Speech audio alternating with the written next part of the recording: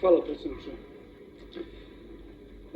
Reklamiram povredu Poslovnika iz člana 121, ukoliko se govornik u svom izlaganju na sednici Skupštine uvredljivo izrazi o nekom drugom odborniku.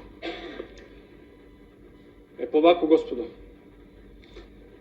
pošto ja lupam, ovo je Bogdan Aničić, student Novosadskog univerziteta.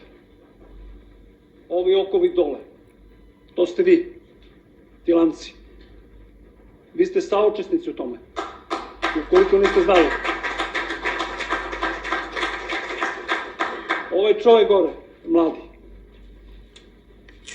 to je slobodna Srbija u ovom trenutku. Samo jedna stvar, da li ste svesni te činjenice o čemu govorim? Da li ja govorim ovde o populizmu ili je ovo istina? Vreme će pokazati da će mnogima od vas biti žao ovo što radite sada. A nekima će biti žao, a neki će i zažaliti. Hvala puno. Hvala, kvorum.